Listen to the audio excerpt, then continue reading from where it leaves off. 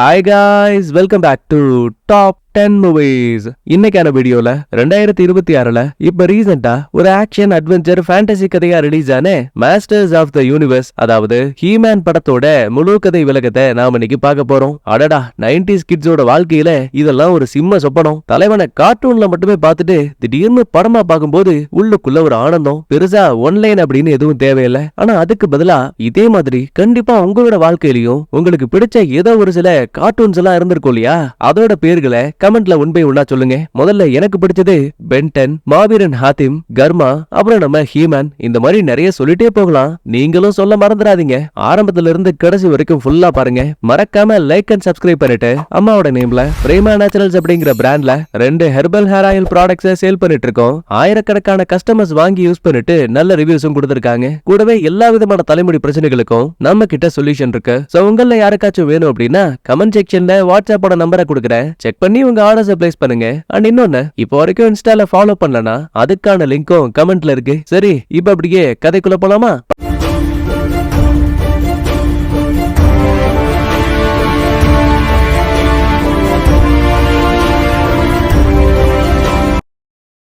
படத்தோட ஓபனிங் சீன்லயே நம்ம ஹீரோவோட வாய்ஸ் கேக்குது. உங்கள பல பேருக்கு அம்மா அப்பாக்கள் சொல்லக்கூடிய டிராகன்ஸா இருக்கட்டும், மாய உலகமா இருக்கட்டும், இது எல்லாமே வெறும் கற்பனையா இருந்தாலும் கூட நிஜமாவே அப்படி ஒரு உலகம் இருக்கு. அதுதான் எதர்னியா. மாய காடு, டிராகன், சுட்டரிக்கக்கூடிய பாலைவனங்கள், மிதக்கக்கூடிய பாறைகள்னு இன்னும் பல அதிசயங்கள் இங்க மறைஞ்சிருக்கு. அது எல்லாத்தையும் தாண்டி என்னோட நாடு எட்டர்னியா. எங்க அம்மா ஒரு முறை என்கிட்ட சொல்லிருக்காங்க, எட்டர்னியாவோட இதயமே இங்க இருக்கக்கூடிய கிரேஸ்கல் கோட்டை தான். ஏன் தெரியுமா? அதுக்குள்ள ஒரு பயங்கரமான சக்தி மறைஞ்சிருக்கு. சொல்ல போனா அந்த சக்தியை பயன்படுத்தக்கூடிய மனிதன் ஒரு கடவுளா கூட மாற முடியுமா? அந்த அளவுக்கு அதுல பவர்ஸ் இருக்கான். ஆனா இப்பேற்பட்ட சக்தியை பொத்தாம் பொதுவா வெளியில வைக்க முடியாது இல்லையா? அதனாலதான் அதை ஒரு மந்திர வாளுக்குள்ள மறைச்சு வச்சாங்களா. அதுக்கு காவலா ஒரு மந்திரவாதியும் வச்சாங்களா. அட, முக்கியமான இன்னொரு விஷயத்த சொல்ல மறந்துட்டேன். இந்த எட்டர்னியா ராஜ்யத்தோட இளவரசன் தான் நான். கடைசியா என்னோட பேரு ஆடம்னு சொல்லிட்டு வாய்ஸும் கேட்டாக. சீன் அப்படியே ராணி கிட்ட போகுது. பக்கத்திலேயே குட்டி பையனான ஆடம், அதாவது நம்ம ஹீரோ நிக்கிறான். அம்மா, தினமும் பயிற்சி பண்றது எனக்கு சுத்தமா பிடிக்கல. எப்ப பாரு சண்டை சண்டைன்னு அப்பா என்ன போட்டு டார்ச்சர் பண்றாரு. அட என்னப்பா, எதிர்காலத்துல இதுதான் உன்னை பாதுகாக்கும். அப்ப ஹீரோவோட செல்ல பிராணியான பேசக்கூடிய சூரப்புலி, ஆடம் என்ன அம்மாவையே எதிர்த்து பேசிட்டு இருக்க? ஏய், நீ வாய மூடு. தின்னுட்டு நல்லா தூங்கிவிட்டு என்னமோ கஷ்டப்பட்டு பயிற்சி எடுக்கிற மாதிரி என்கிட்ட வந்து சீன் போடுற. அடா பாவி, அண்ணனை பொசுக்குன்னு அசிங்கப்படுத்திட்டேன்னு சூரப்புலி விதண்டாவாதம் பேச ஹீரோவா அந்த இடத்த விட்டு இப்ப பயிற்சிக்காக வந்துட்டான். இங்க ஒரு தளபதி இருப்பாரு. பசங்களா, நம்ம நாட்டோட வீதிகளுக்குள்ள உங்களோட பேர்கள் இருக்கணும் அப்படின்னா அதுக்கு நீங்க ஒரு நல்ல வீரனா இருக்கணும். ஏன்னா தகுதியுள்ள ஆட்களுக்கு மட்டும்தான் இந்த எட்டர்னியாவுல மரியாதை கிடைக்கும். அதுக்கப்புறம் கையில ஒரு கம்பு எடுத்து, ஆமா இது என்னடான்னு கேட்டா கூட்டத்துல ஒருத்தன் இது கம்புங்கிறான். பட்டுன்னு மண்டையில ஒரு அடி. அப்படியே ரெண்டாவதா இவரோட பொண்ணு, அதாவது ஹீரோன் கிட்ட வந்துட்டு இது என்னன்னு கேக்கும்போது, இது நம்மள பாதுகாக்கிறதுக்கான ஒரு ஆயுதம். ஜூனா ரொம்ப சரியா சொன்னு பொண்ணை பாராட்டிட்டு அதுக்கப்புறம் ஒவ்வொருத்தரோட கையிலையும் கம்புகளை கொடுத்த ஒருத்தருக்கு ஒருத்தர் சண்டை போட்டு பயிற்சி எடுக்க சொல்லுவாங்க. இந்த கூட்டத்திலேயே ஹீரோ தான் ரொம்ப சின்ன பையன். அவனுக்கு வெறும் 10 வயசு. நம்ம ஹீரோயினுக்கோ 12 13 நினைக்கிறேன். அதே டைம்ல கரெக்டா இந்த இடத்தோட ராஜா அங்க வருவாரு. என்னையா தளபதி, என் புள்ளகாரன் என்ன பண்ணிட்டு இருக்கான்? அரசே, பயிற்சி எல்லாம் பக்காவா போயிட்டு இருக்கு. அப்படியா? நீ எட்டி பார்த்தா உள்ள இந்த ஆட்டம் போதுமா, இன்னும் கொஞ்சம் வேணுமான்னு கம்ப வச்சு இந்த பைப்புல கரகாட்டம் ஆடிக்கிட்டு இருக்கான். ஹீரோனுக்கு வேற சிரிப்பு தாங்கல. என்னது, இதுவா நீ கொடுக்க வேண்டிய பயிற்சி? அரசே மன்னிச்சிருங்க, உங்க பையன் கொஞ்சம் விளையாட்டுத்தனமா இருக்கான். ஆனா இது எல்லாம் சரியாயிடும். இல்ல ஆடுற மாட்ட ஆடித்தான் கறக்கணும்னு படார்னு ஒரு வாள் எடுத்து ஹீரோ கிட்ட தூக்கி போட்டு, என்னோட தாக்குதலை தடுத்து நிறுத்தன பெத்த புள்ளன் கூட பாரபட்சம் இல்லாம மின்னல் வேகத்துல வாழை வீசுவாரு. 2-3 தாக்குதலை தடுத்தாலும் கூட கடைசி நிமிஷத்துல ஹீரோ தடுமாறி கீழே விழுந்துட்டான். ஆடம், உன்ன தெளிவா புரிஞ்சுக்கோ. உனக்கு தகுதி இல்ல அப்படின்னா எட்டர்னியாவோட அடுத்த ராஜாவா நீ மாற முடியாது. நைனா அந்த இடத்த விட்டு கிளம்பும் போது தளபதி உள்ள வந்து, அப்பா உன்ன ஒரு நல்ல வீரனாக்க நினைக்கிறாரு. அட போங்கயா, எப்ப பாரு உங்களுக்கு இதே வேலையா போச்சுன்னு கோச்சுக்கிட்டு தனியா வந்த ஹீரோ தூரத்துல இருந்து கிரேஸ்கல் கோட்டையை கவனிக்கும் போது அப்ப அதே இடத்துக்கு ஹீரோயின் வருவாங்க. என்னடா இன்னும் ராஜா மேல கோவமா இருக்கியான்னு? பின்ன பெத்த புள்ள மேல பாசமா இருப்பான்னு பார்த்தா எப்ப பாரு நொய்னு என்ன நோண்டிட்டே இருக்காரு. பரவாயில்ல விடு, வாழ்க்கைனா சில அடிகள் விழத்தான் செய்யும். அப்பதான் எதிர்ச்சியா கவனிக்கிறாங்க, கிரேஸ்கல் கோட்டைக்குள்ள அந்த மந்திரவாதி லீடு இருக்காங்க இல்லையா, அவங்க லைட்டா வெளியில வந்து எட்டி பாக்குறாங்க. ஏன் நீ அதை பாத்தியா? அந்த மந்திரவாதி ஒரு டைம் கூட வெளியில வந்ததே இல்ல. இப்ப மட்டும் ஏன் வந்தாங்கன்னு யோசிக்கும் போது எங்க இருந்தோ எக்கச்சக்கமான எதிரியோட விமானங்கள் இவங்களோட நகரத்துக்குள்ள வருது. மக்களை அப்படியே அட்டாக் பண்ண ஆரம்பிக்குது. பயந்துகிட்டு ஹீரோயின் நேரா ராஜா தளபதி இருக்க இடத்துக்கு வந்துருவாங்க. அரசே, முதல்ல உங்களை பாதுகாக்கணும். கிரேஸ்கல் கோட்டைக்கு போலான்னு தளபதி இவங்களை கொண்டு போக மறுபக்கம் சோல்ஜர்ஸ் எல்லாம் வந்த எதிரிகள் கூட சண்டை போடுவாங்க. அதுல பாருங்க, இடுப்பு இடுப்புக்கு மேல ஒருத்தன் உடம்புல கவசத்தை மாட்டி வச்சிருப்பான். காலு மட்டும் ஸ்பிரிங் மாதிரி இருக்கும். அலேக்கா ஒரு ஜம்ப் அடிச்சு மேல போனவன் கீழே வந்து இடிச்ச வேகத்துக்கு எதிரிகள் எல்லாம் அந்தல சந்தலையா பறகுறானுங்க. கருமம் அது கூட பரவாயில்ல, ஒருத்தன் உடம்பு ஃபுல்லாவே ஏதோ ஸ்பிரிங் வச்ச மாதிரி ஸ்வைங்னு அவ்வளவு பெருசாகும். இந்த பயலோட பேரு மெக்கானிக். உடம்புல தலையை தவிர மத்த உடல் பாகங்கள் எல்லாமே இயந்திரங்களால உருவானது. மூணாவதா இன்னொருத்தர் இருக்கான். அவன் கையில ஒரு இரும்பு கவசத்தை வச்சிருப்பான். அடிச்சாலும் வைங்க அல்ல சில்லையெல்லாம் அப்படியே தெரிச்சுக்கிட்டு போயிடும். இந்த பயல மட்டும் பயில்வான் அப்படின்னு மைண்ட்ல வச்சுப்போம். தளபதியும் தடையா வரக்கூடிய எதிரிகளை ஒன் பை ஒன்னா தனியால அடிச்சிட்டு இருப்பாரு. அப்பதான் பாதியிலேயே கிளாஸ் அப்படின்னு எதிரிகள்ல ஒருத்தன் உள்ள வருவான். தாடைய மட்டும் இரும்பால செஞ்சு வச்சிருக்கான். ரெண்டு பேரும் மாத்தி மாத்தி அடிச்சுப்பாங்க. அந்த பயலோட ஒரு பக்க கை இருக்கு இல்லையா, அதை என்ன விதமான ஆயுதமா வேணாலும் இவனால மாத்த முடியும். ஆரம்பத்துல இந்த மெட்டல் மண்டை கூட சண்டை போட்டு அடிச்சு கீழே தள்ளிடுவாரு. இந்த சின்ன கேப்ல அரசே நீங்க எல்லாரும் கிரேஸ்கல் கோட்டைக்கு போங்க, இவனை நான் பாத்துக்கிறேன்னு ஹீரோயின் உட்பட எல்லாரையுமே அனுப்பி வச்சிருவாரு. அப்பதான் இந்த மெட்டல் மண்டைய சும்மா இல்லாம அசந்த நேரத்துல கண்ணை வச்சு தளபதியோட நெஞ்சிலேயே ஒரு ஷாட்டு. உடல் கவசத்தை மாட்டிருப்பாரு. காயங்கள் ஏற்படலனாலும் கூட அதோட பின் விளைவுகளை உடம்புல ஃபீல் பண்ணுவாரு. அதே டைம்ல ராஜாவுக்கு உதவியா போன ஹீரோயினும் அப்பாவை நினைச்சு கவலைப்பட்டு திரும்ப ஓடி வரும்போது காயப்பட்டிருக்க நைனாவை பார்த்து பயந்தே போயிடுவா. மெட்டல் மண்டையம் போகும்போது வேற இந்த இடத்துல ஒரு பாம்ப போட்டு போயிருப்பான். உடனே அப்பாவை தூக்கிட்டு திபு திபுன்னு ஓடும் போது கரெக்டா அதுவும் வெடிக்குது. ரெண்டு பேரும் உயிரை காப்பாத்திக்கணுமேனு தளபதி அங்க இருக்க கண்ணாடி எல்லாம் உடைச்சிட்டு கீழே இருக்க அருவியில வந்து விழுற மாதிரி தெரியுது. அதுக்கப்புறம் எஸ்கேப் ஆன ஹீரோவோட ஃபேமிலி அந்த கிரேஸ்கல் கோட்டைக்கு கிட்ட வந்து நிக்கும் போது இங்க தாங்க கரெக்டா இந்த வில்ல பையனோட என்ட்ரி. பேரு ஸ்கெலிட்டார் கேமன் அப்படின்னு கெட்டவங்க வாழக்கூடிய ஒரு தீவை சேர்ந்தவன். என்ன அரசே, என்ன பார்த்து பயந்து ஓடலாமா? நான் தேடி வந்தது இங்க இருக்கக்கூடிய புனித வாளுக்காக. அதுக்குள்ள ஏதோ கடவுளோட சக்தி எல்லாம் மறைஞ்சிருக்காமே, அது மட்டும் எனக்கு கிடைச்சா நானும் ஒரு கடவுள் ஆயிடுவேன். அப்பதான் மகாராஜாவும் இங்க பாரு பையனை கூட்டிட்டு நீ முதல்ல கிரேஸ்கல் கோட்டைக்கு போ, அங்க இருக்கிற மந்திரவாதி உன்னை பாதுகாப்பாங்க, கொஞ்ச நேரத்துக்கு நான் இவங்களை சமாளிக்கிறேன்னு தனி ஒரு ஆளா ராஜாவும் சண்டை போடுவாரு. ஒன்னு இல்ல ரெண்டு இல்ல 15க்கும் மேற்பட்ட எதிரிகளை தாக்குனவரு ஒரு கட்டத்துல தப்பிக்க வழி இல்லாம கத்தி முனையில மாட்டிப்பாரு. அப்பையும் தான் உயிரை பத்தி கவலைப்படாம வில்லனை கொல்லலான்னு வாழை நீட்டுவாரு. ஆனா ஒரு இன்ச்சு தள்ளி போயிட்டான். டே அரக்கா, உன்னால என்ன என்னடா பண்ண முடியும்? ஐயோ கவலைப்படாத, உன் தலையவே என்னால துண்டாக்க முடியும்னு தான் பவர்ஸ வச்சு வில்ல அவரோட தலைய வெட்டுற மாதிரி தெரியுது. ஆக்சுவலி இந்த பையன் தனியால் கிடையாது, இவனுக்கு ஒரு கூட்டாளி இருப்பா. அவளோட பேரு மாஜு. இவ ஒரு சூனியக்காரி. ஒரு பக்கம் தப்பிச்சு வந்த ஹீரோவும் ராணியும் கிரேஸ்கல் கோட்டைக்குள்ள வந்துருவாங்க. அப்பதான் மந்திரவாதியும் ஆடம் நமக்கு டைம் ரொம்ப கம்மியா இருக்கு, முதல்ல அந்த வாளை கொண்டு வந்து என் கையில கூட. சரி ஏதோ சொல்றாங்களேன்னு ஆடம் ஆர்வத்துல அங்க இருக்கக்கூடிய புனித வாள் மேல கைய வைக்கும் போது ஏதோ வித்தியாசமான மேஜிக்கல் சக்தி அப்படியே அந்த பையன் உடம்புக்குள்ள போகிற மாதிரி தெரியுது. நிலைமைய புரிஞ்சுக்கிட்ட ராணியும் என் பையன் உயிருக்கு ஆபத்து, அவனை பாதுகாப்பா ஏதாவது ஒரு இடத்துக்கு அனுப்பி வைக்கணும், கவலைப்படாதீங்க நான் இதை பாத்துக்கிறேன்னு மந்திரவாதி ஒரு போர்ட்டலை ஓபன் பண்ணுவாங்க. ஆடம் நீ எப்பாடுபட்டாலும் சரி அந்த மந்திர வாளை மட்டும் விட்டுறவே கூடாது, ஏன்னா திரும்ப இந்த உலகத்துக்குள்ள வரதுக்கான ஒரே ஒரு சாவி அது உன் கையில இருக்கக்கூடிய வாள் மட்டும் தான். அதே டைம்ல வெளியில இருந்த வில்லனோட கேங் உள்ள வர வில்லன் பவர்ஸ வச்சு ராணிய பறக்க விட்டுருவான். மந்திரவாதியும் நீ சீக்கிரம் உள்ள போ, நான் இவங்களை தடுத்துக்கிறேன்னு ஒரு மந்திர தடுப்பு சுவரை உருவாக்குவாங்க.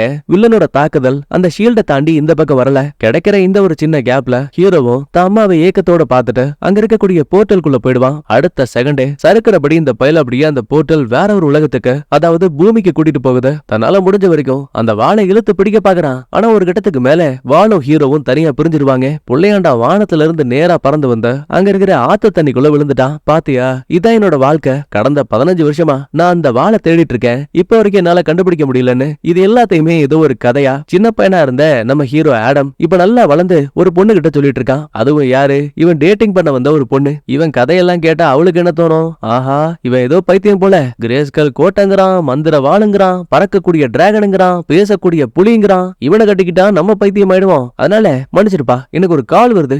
உனக்கு போன் ரிங்கே ஆகலையே, பரவாயில்ல விடு, நானே கால் பண்ணி பேசிக்கிறேன்னு இவன் அப்படியே இன்டைரக்டா கலட்டி விட்டுட்டு புள்ளையாண்டா அங்க இருந்து ஓடியே போயிடுவா. இந்த சோகத்தோட ஹீரோ திரும்ப வீட்டுக்கு வர அங்க இவனோட ஃப்ரெண்டுக்காரன் உட்கார்ந்துருக்கான். என்னடா டேட்டிங் போனியா, அந்த புள்ள என்னாச்சு?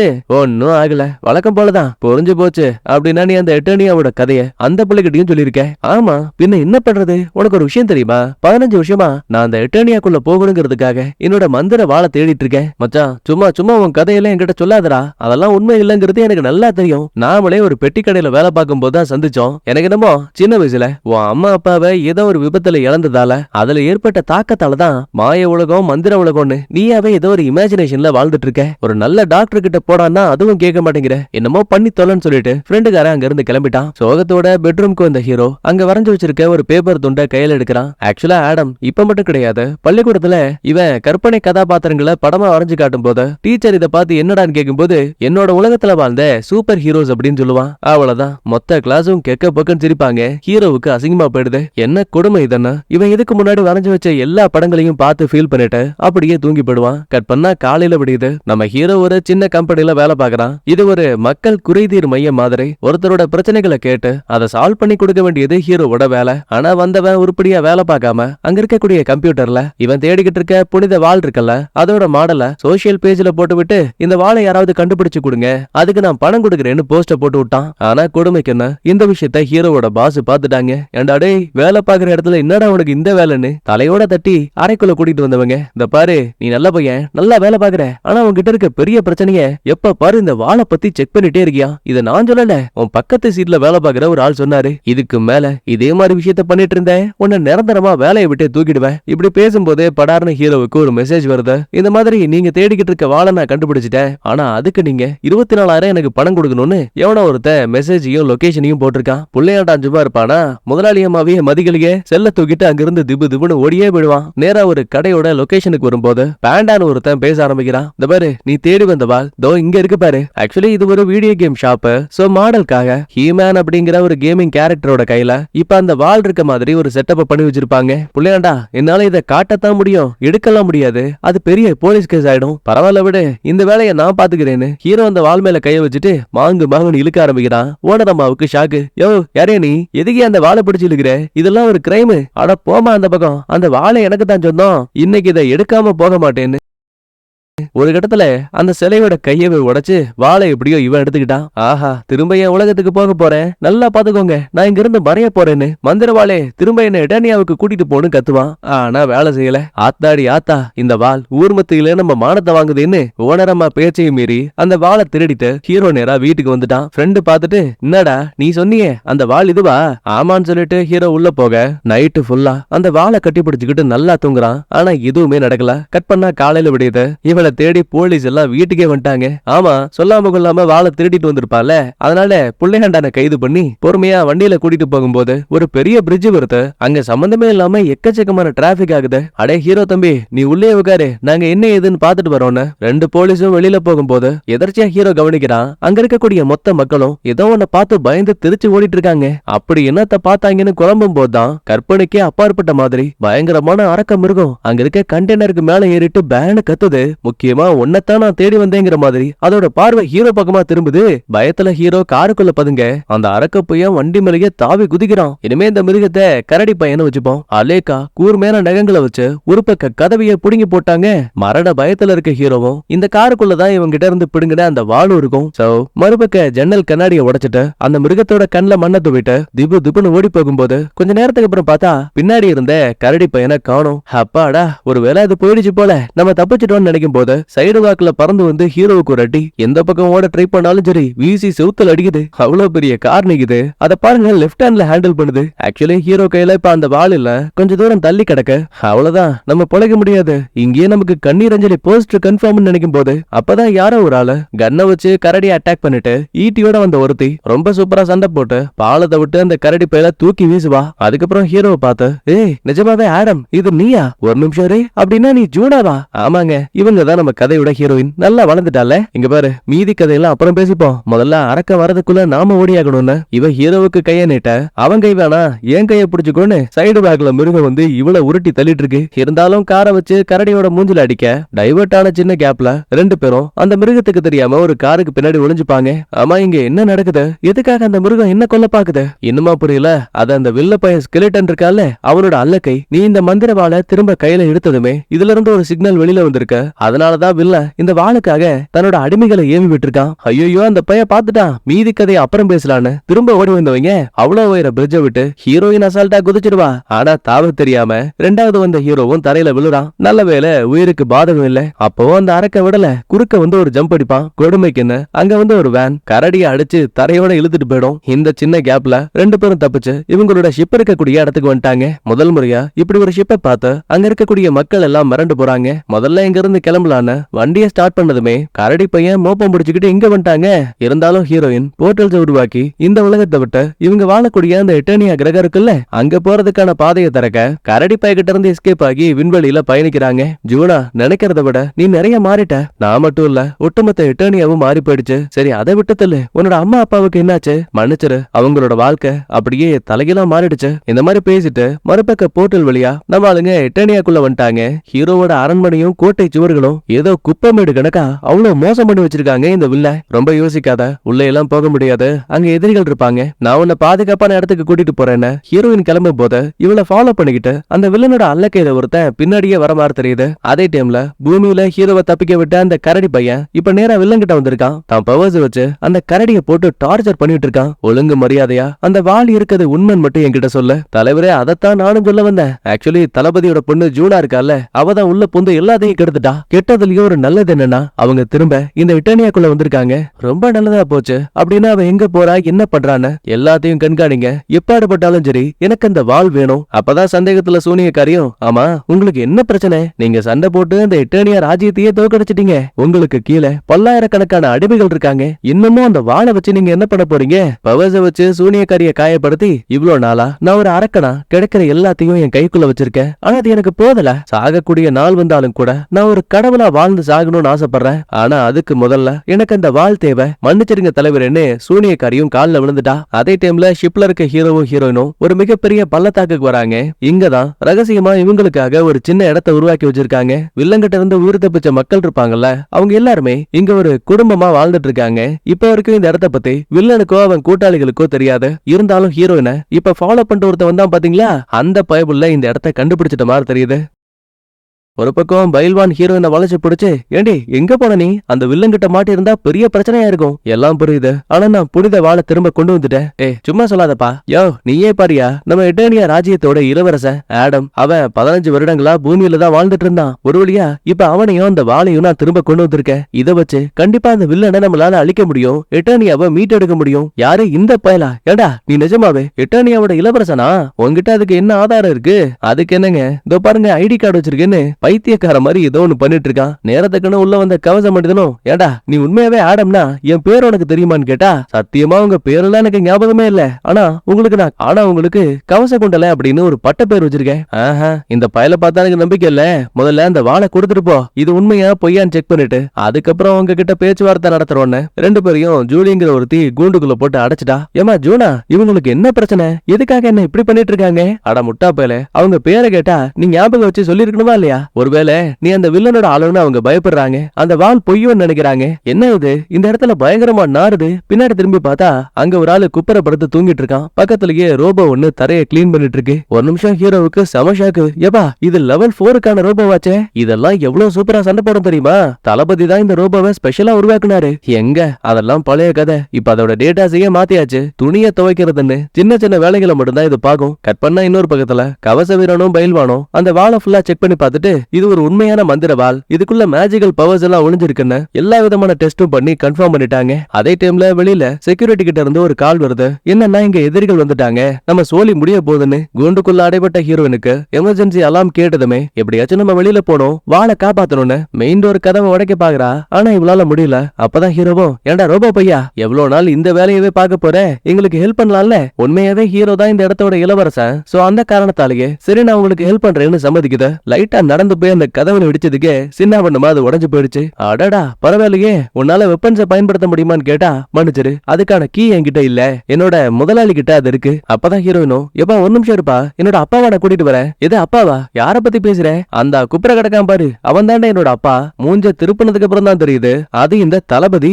அடப்பாவி நீனும் ஜாகலையா? அப்பா 15 வருஷமா யாருகிட்டயும் ஒழுங்கா பேசுறது கிடையாது. எட்டர்னியா போனதுல இருந்து ஃபுல்லா குடி கூத்துன்னு இது மட்டும் தான் வாழ்க்கையா இருக்கு. ஹீரோ நான் தான் ஆடம். இந்த நாட்டோட இளவரசன்னு சொல்லும் போது இருந்துருப்போ இத்தனை வருஷமா எங்கடா போனன்னு அவரு நக்கலா பேசிட்டு மயங்கிடுவாரு. அதுக்கப்புறம் நம்ம ரோபோ தான் நைனாவை தோல் மேல தூக்கிட்டு திபு திபுன்னு வெளியில ஓடி வருது. எதிரிகள் கூட சண்டை போட்டு கவச வீரன் சுவர்களை எல்லாம் உடைச்சுக்கிட்டு வெளியில வந்து விழுவான். அந்த பயலோட கையில தான் மந்திர வாளும் இருக்கு. உடனே ஹீரோ கிட்ட கொடுத்து உடனே இதை எடுத்துட்டு தப்பிச்சு போயிடுங்க, நான் இவங்களை பாத்துக்கிறேன்னு இவன் மறுபடியும் சண்டைக்கு போக ஹீரோவோட கேங் வாளை தூக்கிட்டு வெளியில வந்தா இவங்களை ஃபாலோ பண்ணிட்டு வந்த ஒரு ஸ்னைப்பர் மலைக்கு மேல உட்காந்துக்கிட்டு கண்ணா பின்னான்னு சுட ஆரம்பிக்கிறான். இருந்தாலும் அந்த இடத்த விட்டு எஸ்கேப் ஆகி நேரா இவங்க ஷிப்பை நிறுத்தின இடத்துக்கு வரும்போது ஹீரோயினோட ஷிப்பை சுத்தி ஃபுல்லாவே எதிரிகள் இருக்காங்க. உங்களால தப்பிக்க முடியாது, நீங்க வசமா மாட்டிக்கிட்டீங்க. போன முறை தளபதி கூட சண்டை போட்ட இந்த மெட்டல் மண்டை இருக்கா இல்லையா, அவனும் இங்கதான் இருக்கான். உடனே ஹீரோவும் எப்பா பூமியில பேச்சுவார்த்தை நடத்துறதுல நான் கைதேர்ந்த ஆளு, கொஞ்சம் வெயிட் பண்ணுங்க, நான் போய் பேசி பாக்குறேன்னு ஹீரோ நேரா மெட்டல் மண்டைய பார்த்த இந்த பாரு ஆனது ஆயிப்போச்சு, எப்ப பாரு நம்மளும் சண்டை போட்டுட்டே இருக்க முடியாது, உங்களுக்கு என்ன இந்த வாள் வேணுமா, உன் முதலாளிய கூப்பிடு, ரெண்டு பேரும் ஒன்னா உட்காந்து பேசி ஒரு முடிவுக்கு வருவோம், எனக்கு என் ராஜ்யம் திரும்ப வேணும். இந்த மாதிரி பேசும்போது அந்த மெட்டல் மண்டைய அதையெல்லாம் கேக்குற மாதிரியே இல்ல. ஹீரோவை அடிக்க ஆரம்பிக்கிறான். உசிரை காப்பாத்துக்க அந்த பக்கமும் இந்த பக்கமும் ஆடம் உருண்டு போயிட்டு இருக்கான். கோவத்துல திரும்ப ஹீரோ அட்டாக் பண்ணுவான். ஆனா அந்த பயலோட உடம்பு ஃபுல்லாவே மெட்டல் பாடி. சோ இவன் பாச்சா ஏதோ வேலைக்கு ஆகல, தூக்கி வீசுவான். நடக்கிற விஷயங்களை பார்த்து பயந்து போன ஹீரோயினும் எலே உங்ககிட்ட இருக்க மந்திர வாளை பயன்படுத்துன்னு சொல்லுவா. அட ஆமா இல்ல, இதை நான் மறந்தே போயிட்டேன். ஹீரோ தாங்கிட்ட இருக்க வாள் மேல கைய வைக்கும் போது மந்திரவாதி லேடி இருக்காங்கல்ல, அவங்களோட இல்லூஷனும் வாய்ஸும் கேக்குது. நான் சொல்லக்கூடிய அதே வார்த்தைகளை திரும்ப சொல்லுன. சரின்னு இப்ப ஹீரோவும் அதே மாதிரியே வாழை கையில எடுத்துக்கிட்டு கிரேஸ்கல் கோட்டையின் சக்தின்னு சொல்லும் போது அடுத்த செகண்டே வானத்துல இருந்த ஒரு பயங்கரமான மின்னல் டைரக்டா ஹீரோ மேல வந்து படுது. ஆள் அப்படியே ஏர்ல பறகுறான். போட்டிருந்த பேண்ட் சொக்கானு எல்லாம் மறைஞ்சு போயிடுச்சு. கிங்கினி முங்கினின்னு பப்பிஷமா இருந்தவனுக்கு கவுண்டமணி மாதிரி பட்டாப்பட்டி அன்று வேறும் நெஞ்சு பகுதியில உடல் கவசமும் கிடைக்குது. அது மட்டுமா சுருங்கி போன இவ சதைகள்ல ஏதோ ஜிம்பாடி மாதிரி மசில்ஸ் எல்லாம் புது புதுன்னு பெருசாயிட்டு இருக்கு. இது என்னடா மேஜிக்கா இருக்கேன்னு ஹீரோ ஷாக்காக மெட்டல் மண்டைய ஓடி வந்து ஹீரோவுக்கு ஸ்பியரை போட்டு கீழே தள்ளிட்டான். வாழ் தடுமாறி கீழே விழுந்துருச்சு. அடுத்து ரெண்டாவது முறையா அடிக்க வரும்போது ஒரு வேகத்துல நம்மால லைட்டா எட்டி உதைப்பான் பாருங்க. 20 அடிக்க அந்த பைய பறந்து போய் தொப்புன்னு கீழே விழுறான். ஆஹா என்னடா இது, எனக்குள்ள இவ்வளவு பலமா, புரிஞ்சு போச்சு. அப்படின்னா இது எல்லாமே வாழைக்குள்ள இருந்த மந்திர சக்தியோட மகிமை. அடுத்து எத்தனை முறை அந்த மெட்டல் பாடி அடிக்க வந்தாலும் சரி அதை தன்னையே அறியாம ஹீரோ தடுக்க ஆரம்பிக்கிறான். அவனை போட்டு வெளுத்து வாங்குறான். ஒரு கட்டத்துல அவனோட மிஷின் கையவே பிடுங்கிட்டான். எதிரிகள் இதை கவனிச்சு ஹீரோவை சுட வரும்போது இவன் உடச்சு வச்சிருக்க கையிலேயே கன் இருக்கும். அது மூலமா எதிரிகள் மொத்த பேரையும் சுட்டு இவன் போட்டு தள்ளிட்டான். கிடைச்ச இந்த ஒரு சின்ன கேப்ல வில்ல வரதுக்குள்ளேயே அவசர அவசரமா ஹீரோவோட கேங் ஷிப் எடுத்துக்கிட்டு இவங்க இங்க இருந்து கிளம்ப கடைசி நிமிஷத்துல வில்லனும் இதை பார்த்துட்டான். ஒட்டுமொத்த அல்லக்கைகளையும் எப்படியாச்சும் அந்த வாழை கொண்டு வாங்கன்னு ஏவி விடுவான். விடாம துரத்தி வந்துகிட்டே இருக்கானுங்க. நம்ம ஹீரோனும் எவ்வளவு நேரத்துக்கு வண்டியை வளைச்சு வளைச்சு ஓட்ட முடியும்? ஏதோ பிளேடு மாதிரி இருக்கக்கூடிய ஷிப்பை வச்சு நம்ம ஹீரோனோட கப்பலை அப்படியே அறுக்க ஆரம்பிக்கிறானுங்க. எப்பா ஹீரோ, இது வேலைக்காகாது, தயவு செஞ்சு உள்ள மஜாவான ஒரு பைக்கை வச்சிருக்கேன், அதை நீ கொண்டு போயிட்டு எதிரிகள் கூட சண்டை போடும்பா, அவ்வளவுதானே சொல்லும். இப்ப பாரு மாமாவோட வித்தையன்னு வண்டியில ஏறி உட்கார்ந்தவன் அதை எப்படி ஓட்டணும்னு தெரியாம முதல் தடவை வண்டியை ரிவர்ஸ் எடுத்து டப்புன்னு அங்கனக்குள்ளியே இடிச்சுக்கிட்டான். ஓ இதான் விஷயமான மறுபடியும் வண்டியை நார்மலா ஓட்ட வெளியில வந்ததுமே பாதி வண்டி நம்ம ஹீரோவை துரத்த ஆரம்பிக்குது. மீதி வண்டி இப்ப அந்த ஷிப்பை துரத்திட்டு இருக்கு. எதிரிகள் விடாம சுடும் போது ஹீரோ போன அந்த பைக் இருக்குல்ல, அதோட பேக் சைடு அப்படியே டேமேஜ் ஆயிடும். தப்பிச்சா போதும்னு இவன் அந்த வண்டியை பிடிச்சு தொங்க கட்டுப்பாடு இல்லாம காட்டுக்குள்ள இறங்குது. ஆத்தாடி எப்படியாச்சும் இதை திருப்பிடுமேன்னு குறுக்க இருந்த மரத்தை வளைச்சு பிடிக்க அப்படியே ரொட்டேஷனை போட்டு எதிரிகள் பக்கமா திரும்பிட்டான். நேருக்கு நேரா இடிக்கும் போது துரத்தி வந்த 2 வண்டிகளும் காலி ஆயிடுச்சு. மூணாவதா ஒரு வண்டி மேல ஹீரோ தொப்புன்னு விழுந்துட்டான். கண்ணாடியை உடைச்சு உள்ள இருந்த ஆளை வெளியில பேசிட்டு இவன் அந்த வண்டியை எடுத்துப்பான். ஒரு பக்கம் ஹீரோயினோட ஷிப் இப்ப ரொம்ப மோசமாயிட்டு இருக்கு. சோ நைனா ஹெல்ப் பண்றேன்னு உள்ள இருந்து ஒரு கன் எடுத்து கரெக்டா குறி வச்சு எதிரிகளை சுட போகும்போது இங்க என்ன நடக்குதுன்னு கூட தெரியாம ஹீரோ குறுக்க வந்துட்டான். எலே வழிய விட்டு விலகுடா, பின்னாடி எதிரி இருக்கான். ஆனா ஹீரோவுக்கு வண்டி சத்தத்துல தெளிவா கேட்கல போல. நமக்கு ஏதோ ஹாய் சொல்றாரு போலன்னு இவன் லூசு மாதிரி கையாட்டிட்டு இருக்கான். அப்பதான் பின்னாடியே ஃபாலோ பண்ணிட்டு வந்த எதிரிகள்ல ஒருத்தன் அறுக்கக்கூடிய ரம்பத்தை வச்சு ஹீரோவோட வண்டியவே மொத்தமா அழிச்சு விட்டான். உயிருக்கு பயந்த தான் வண்டியில இருந்து ஹீரோ ஒரு ஜம்ப் அடிச்ச ஹீரோனோட ஷிப்புக்கு வந்துட்டான். ஓடுனா மட்டும் உன்னை விட்டுருவனா, உன்னை அறுத்து சாகடிக்கிறேன் பாருன்னு நேரா ஹீரோ பக்கமா வரும்போது நம்மால் இப்ப சாதாரண மனுஷன் கிடையாது, கடவுளுக்கு நிகரான பவர்ஸ் இருக்கு. சோ அறுக்க வந்த அந்த ரம்பத்தையே படார்னு கையில புடிச்சுட்டான். அடியால் கதையை முடிச்சதுமே நம்ம ஹீரோயின் போயிட்டு இருந்த அந்த வண்டி இருக்குல்ல, அது கட்டுப்பாட்டை இழக்குது. முதல்ல ஹீரோ தடுமாறி கீழே விழுந்துட்டான். அதுக்கப்புறம் கொஞ்சம் தூரம் தள்ளி நம்ம ஹீரோனோட ஷிப்பும் காட்டுக்குள்ள இடிச்சு ஒரு இடத்துல நிக்குது. ஒரு பக்கத்துல வில்ல அடியாளங்களை வச்சு ஹீரோயினோட கூட்டாளிகள் மொத்த பேரையும் பிடிச்சிட்டான். பரவாயில்லையே, எட்டர்னியா ராஜ்யத்தையே நான் அழிச்சிட்டேன். ஆனா இன்னும் அகதிகளா இவ்வளவு பேரும் மறைஞ்சு வாழ்ந்துட்டு இருக்கீங்க. சரி போறது போகட்டும், நான் கேட்கிற கேள்விக்கு பதில சொன்னா உங்க எல்லாரையும் விட்டுருவேன். வித்தியாசமான உடையோட கட்டுமஸ்தான உடம்ப வச்சுக்கிட்டு ஒருத்த மந்திரவாளை வச்சு சண்டை போட்டானே, அவ யாரு? பதிலே பேசாம அமைதியா இருக்கும் போது வில்லன் கடுப்பாயிட்டு கூட்டத்துல இருந்து ஒரு ஆளை கொண்டு வந்து தான் பவர்ஸ் வச்சு ஆளையே உருக்கி அவன் கதையை முடிச்சுட்டான். ஐ இது நல்லா இருக்குல்ல, இங்க யாரும் உண்மையை சொல்லாத வரைக்கும் இதே மாதிரி தொடர்ந்து ஒன் பை ஒன்னா இறந்துகிட்டே தான் இருக்கணும். இந்த மாதிரி பேசிட்டு அங்க இருந்த ஜூலிங்கிற பொண்ணை லாக் பண்ணும்போது பயந்து போன பயில்வானோ, இங்க பாரு, மந்திரவாள பயன்படுத்தின ஆளோட பேரு ஆடம், அவன் தான் இந்த எட்டர்னியா ராஜ்யத்தோட இளவரசன். ஓஹோ, இப்பதான் புரியுது. மந்திரவாள தூக்கிட்டு மாய உலகத்துக்கு போனானே அந்த பயலா, அவன் இறந்து போயிட்டான்னு நினைச்சேன். பரவாயில்ல விடு, வால் எனக்கு திரும்ப வந்தா போதும்னு வில்லன் ஏதோ ஒரு பிளான் போடுற மாதிரி தெரியுது. அடுத்து இதே டைம்ல உடஞ்சு போன ஷிப்பை பார்த்து கடுப்பான ஹீரோயினும் அப்பா கிட்ட கத்த ஆரம்பிக்கிறா. இது எல்லாத்துக்கும் நீங்க தான் காரணம். குடிச்சு குடிச்சு உங்க வாழ்க்கையை மட்டும் இல்ல என்னோட வாழ்க்கையும் வீணடிச்சிட்டீங்க. அவ்வளவு பேர் துரத்து வந்தாங்களே, உங்களால என்ன ஹெல்ப் பண்ண முடிஞ்சு? இல்லமா நான் சொல்றத கேளு, அதெல்லாம் ஒண்ணும் தேவையில்லை, நான் போய் ஹீரோவுக்கு என்னாச்சுன்னு பாக்குறேன்னு இவ தனியா கிளம்பிடுவா. அப்பதான் தளபதியும் அங்க இருக்கக்கூடிய ஒரு சின்ன பெட்டியை கவனிக்கிறாரு. அதுல ஹீரோயின் தான் அப்பாவுக்கு சொந்தமான ஏதோ ஒன்ன பாதுகாப்பா வச்சிருக்க மாதிரி தெரியுது. ஆர்வத்துல இவரும் திறக்கும் போது, தளபதியா இருக்கும் போது இவரு பயன்படுத்தின உடைகள் ஆயுதங்கள் இருக்குல்ல, அது எல்லாத்தையும் பாதுகாப்பா இந்த புள்ள பெட்டியில வச்சிருந்திருக்கா. அடுத்த ஹீரோ மயக்கத்தை விட்டு கண்ண முழிக்கிறான். அப்ப இவனுக்கு மந்திரவாதியோட குரல் கேக்குது. எனக்கு என்னாச்சு, நான் ஏன் இப்படி இருக்கேன்னு கேட்கும் போது அப்ப கீழே விழுந்து கிடக்கிற வால் மேல ஒரு பறவை வந்து உட்கார்ந்துகிட்டு, ரொம்ப யோசிக்காத, இந்த எட்டர்னியா ராஜ்யத்தை மீட்டெடுக்க போற ஆள் நீதான். ஒரு நிமிஷம் இருங்க, அப்படின்னா நீங்க தான் அந்த மந்திரவாதி இல்ல? இதெல்லாம் பேசிக்கிட்டே கிட்ட வரும்போது படார்ன ஹீரோயின் வர சவுண்ட கேட்டு அந்த பறவை பறந்து போயிடும். அடி பாவி, மந்திரவாதிய பயமுறுத்திட்டியே. எதே மந்திரவாதியா? எலே அது பறவைடா. இல்ல இல்ல, கண்டிப்பா அவங்கதான் மந்திரவாதியா இருக்கணும். அடையப்பா நீ வேற, 15 வருஷமா அந்த மந்திரவாதி லேடிய நாங்க யாரும் பார்த்தது கூட கிடையாது. சரி அதை விட்டு தள்ளு, அவ்வளவு உயரத்துல இருந்து கீழே விழுந்தியே, உனக்கு ஏதாவது காயம் பிடிச்சா? இங்க காட்டு. பையன் உடம்புல சின்ன கீரல் கூட இல்ல. பேச்சுவாக்குல ஹீரோயினும் நான் உன்னை ரொம்ப மிஸ் பண்ண, 15 வருஷமா உன்னை நினைக்காத நாள் கிடையாதுன்னு சொல்லுவா. அட நான் மட்டும் சும்மாவா, ஒவ்வொரு நாளும் நீ நானும் சண்டை போட்ட விஷயத்தையும் நம்ம விளையாண்ட விஷயங்களையும் நினைச்சேன். அப்படி இப்படின்னு பேசிக்கிட்டே கிட்ட வந்தவன் முத்தம் கொடுக்கலான்னு நினைப்பான். ஹீரோயின் ரொம்ப கேஷுவலா, எப்பாடே என்னடா பண்ணிட்டு இருக்க, இந்த பாரு நீ என்ன விட சின்ன பையன், நான் உன்னை ஒரு நல்ல ஃப்ரெண்டா மட்டும் தான் பார்த்தேன், மத்தபடி எதுவும் கிடையாது, விட்டா என்ன சம்பவம் பண்ணலான்னு பாக்குறியா, சரிதான் போடான்னு திட்டி விட்டுருவா. அதுக்கப்புறம் திரும்ப ஷிப்புக்கு வரும்போது தளபதியை பாருங்களேன், கத்திய வச்சு தாடி எல்லாம் ஷேவ் பண்ணிட்டு மறுபடியும் கெட்டப் எல்லாம் மாத்திட்டு இருக்காரு. அப்ப என்ன பண்ணிட்டு இருக்கீங்க? நீ தான் சொன்னியம்மா நான் உனக்கு எந்த ஒரு உதவியும் பண்ணாம சோம்பேறியா இருக்கேன்னு, அதனாலதான் என்ன நான் சரி பண்ண பாக்குறேன், தவறுகளை திருத்திக்க நினைக்கிறேன். சிரிச்சுக்கிட்டே ஹீரோயின் அங்க இருந்து கிளம்ப அடுத்து தளபதி பேச்சு வாக்கல, உங்க அப்பா இங்க இருந்திருந்தாருன்னா கண்டிப்பா உன்னை பத்தி பெருமைப்பட்டிருப்பாரு. கடுப்பான ஹீரோவும் எது பெருமையா, எப்ப பாரு சண்டை போடுன்னு அப்பா என் மேல, அப்பா என்ன மத்தவங்களை போல பார்த்தாரு, தான் சொந்த பையனா என்ன ஒரு முறை கூட நடத்தல. அட என்ன பேசிட்டு இருக்க நீ? உனக்கு ஒரு விஷயம் தெரியுமா, ஒரு சில கூண்டு பறவைகள் தன்னோட பறவை குஞ்சுகளை வேணும்னே கூண்டு விட்டு தள்ளி விடுமா. அதுக்கான காரணம் அதை கொல்லணுங்கிறது கிடையாது. பறக்க முடியாம இருக்க அந்த பறவைகள் பறக்கணும் அப்படின்னா வேணும்னே அதை கீழே தள்ளிவிட்டா வச்சும் தான் ரெக்கைகளை விரிச்சு சுதந்திரமா பறக்க கத்துக்குங்கிற காரணத்தால மட்டும்தான் தான் சொந்த குஞ்சுகளுக்கே அந்த பறவைகள் தள்ளிவிடுமா. அதே மாதிரிதான் ராஜாவும் உன்னை பாத்துக்கிட்டாரு. ஹீரோவுக்குமே இதை கேட்டதுக்கு அப்புறம் தான் ஓரளவுக்கு மன அமைதியாகுது. அதுக்கப்புறம் ஹீரோன் கிட்ட வரும்போது அவ ஷிப்பு கடியில இருக்க ஒரு பெட்டி எடுக்க பாத்துட்டு இருக்கா. நம்ம ஆளு ரொம்ப அசால்ட்டா ஒத்த கையிலேயே அந்த ஷிப்பை தூக்குறான். அடடா என்னடா இவ்வளவு பலசாலி ஆயிட்டே. ஆமா இப்போ உனக்கு எப்படி இருக்குன்னு கேட்டா எனக்கு கொஞ்சம் கவலையாத்தான் இருக்கு. ஆமா பின்ன போட்டிருந்த ட்ரெஸ் வேற மறைஞ்சு போயிடுச்சுல்ல, திரும்ப நார்மல் ஆகும் போது என் சொக்காவும் பேண்ட்டும் திரும்ப கிடைக்குமான்னு ரொம்பவே பயமா இருக்கு. அப்படி இல்லன்னு வைய நான் தான் புதுசா போய் ட்ரெஸ் வாங்கணும். அட மானங்கட்ட போயில உன்னோட பவர் எப்படிடா இருக்குன்னு கேட்டா என்னடா தொலைஞ்சு போன சொக்காவை பத்தி பேசிட்டு இருக்கேன்னு ரெண்டு பேரும் சிரிச்சிட்டு இருக்காங்க. கொஞ்சம் கொஞ்சமா அந்த இடம் இருட்ட ஆரம்பிக்குது. அப்பதான் இந்த வில்ல அங்க இருக்கக்கூடிய வானத்தோட பிரதிபலிப்புல பேச ஆரம்பிக்கிறான். என்கிட்ட இருந்து தப்பிச்சு போன அயோக்கியர்களே, நான் உங்ககிட்ட ஒரு சின்ன ஒப்பந்தம் போடலாம்னு நினைக்கிறேன். என் பார்வையில இந்த ஒட்டுமொத்த எட்டர்னியாவும் என்னோட அடிமைகளாவும் நீங்க என்னோட கண்ணுக்கு புழுக்களாவும் தெரியுறீங்க. வாழ வச்சிருக்க வீரனோட பேரு ஆடமாமே. ஏடா உனக்கு உங்க அம்மா அப்பாவை பாக்கணுங்கிற ஆசை இல்லையா? ஹீரோவுக்கு ஒண்ணும் புரியல. அம்மா அப்பா தான் 15 வருடங்களுக்கு முன்னாடியே இறந்துட்டாங்கல்ல. சிரிச்சுக்கிட்டே வில்லணும், அவசரப்படாத, உங்க அம்மா அப்பா இன்னும் சாகல, அவங்க பாதுகாப்பா என்னோட சிறைச்சாலைக்குள்ளதான் இருக்காங்க.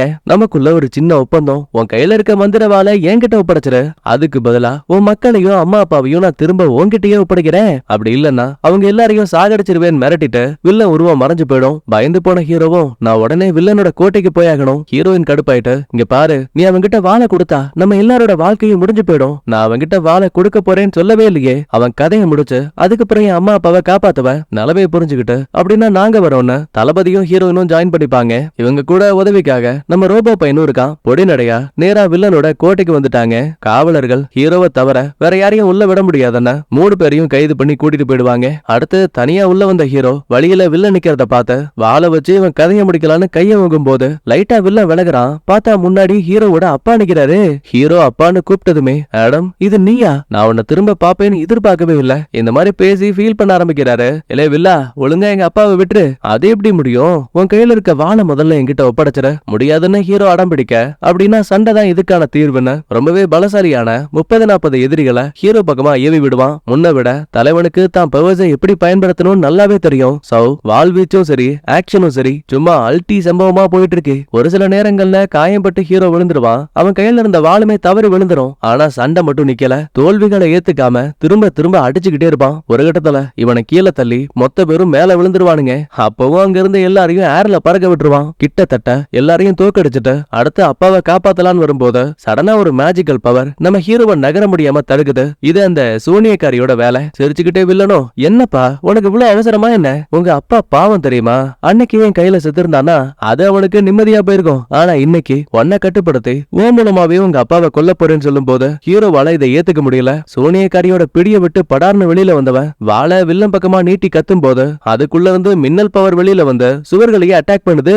ஆத்தாடி ஆத்தா, இந்த மாதிரி பவர்ஸ் எல்லாம் நமக்குள்ள இருக்கான ஹீரோ ஷாக் ஆக அப்பதான் இவன் அட்டாக் பண்ண சுவர்கள் எல்லாம் கொஞ்சம் கொஞ்சமா விரிசல் விட்டு அங்கிருந்த பாறைகள் எல்லாமே சடனா நைனா மேல விழுது. வில்ல அங்கிருந்து ஒதுங்கிட்டான். ஐயோ அப்பா உங்களுக்கு என்ன ஆச்சுன்னு அவசர அவசரமா பாறைகளை விலக்கி பார்க்க அந்த மனுஷன் குத்துயிரும் கொலையுருமா கிடக்காரு. மகனே இப்ப நான் ஆசைப்பட்ட மாதிரி நீ இருக்க. நீ ஒரு மாவீர, தோல்வியை ஒத்துக்காதவன், உன்னோட மக்களுக்காக சண்டை போடக்கூடியவன். இனி இதுக்கப்புறம் இந்த ராஜ்யம் உன்னோட கையில. அப்பா இப்படி எல்லாம் பேசாதீங்கப்பா, நீங்க என் கூட இருக்கணும், நான் உங்களை காப்பாத்துவேன். ஆனா பாவம் கடைசி நிமிஷத்துல நைனா அங்கேயே இறந்தும் போயிடுவாரு. சோகத்துல ஹீரோ ஓன்னு அழ ஆரம்பிக்க பின்னாடி பதுங்கி இருந்த வில்லன் மந்திரக்குள்ள வச்சு டப்புன்னு மண்டையில அடிக்க ஹீரோவும் மயங்கிட்டான். கூடவே இவனோட பவர்ஸ் இருக்குல்ல அதுவும் மறைஞ்சு இவன் போட்டிருந்த ட்ரெஸ் எல்லாம் திரும்ப வந்துருச்சு. புள்ளையாடான கூண்டுக்குள்ள அடைக்கிறாங்க. வில்லன் இதுக்கு முன்னாடி பிடிச்சு வச்ச எல்லாருமே இங்கதான் இருப்பாங்க. அதை விட முக்கியமா ஹீரோவோட அம்மாவும் இன்னும் சாகல. இத்தனை வருஷத்துக்கு அப்புறமா புள்ளைய பார்த்தவங்க கட்டி பிடிச்சுக்கிட்டு அன்பு மலைய பொழியறாங்க. ஒரு பக்கத்துல வில்லன் கிடைச்ச அந்த மந்திரவாளை கையில வச்சுக்கிட்டு நான் இனிமே கடவுளாக போறேன்னு கிரேஸ்கல் கோட்டையின் சக்தியேன்னு கத்துவான்.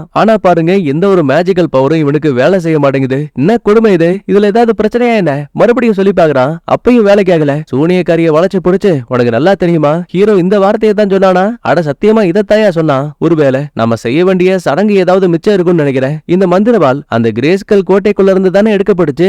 அதே இடத்துல திரும்ப வச்சுட்டு மறுபடியும் எடுத்தீங்கன்னா அந்த பவர்ஸ் எல்லாம் உங்களுக்கு ஒர்க் ஆகும். அப்ப ஏன் நேரத்தை வீணாக்கணும்னா இவங்க ஒரு பக்கத்துல ஷிப்ல கிளம்புறாங்க. அடுத்து கூண்டுக்குள்ள இருக்க ஹீரோயினும் உனக்கு ஒரு ஃப்ரெண்ட கூட்டிட்டு வந்திருக்கேன்னு சொல்லுவா. யார பத்தி பேசுறான்னு புரியாம குழப்பத்துல இருக்கும் போது அது ஹீரோவோட செல்ல பிராணியான சூரப்புலி. இலே பங்காளி எப்படிடா இருக்கன்னு நாய்க்குட்டி மாதிரி ஹீரோவோட கண்ணத்தை உரசி நக்கிட்டு இருக்கு.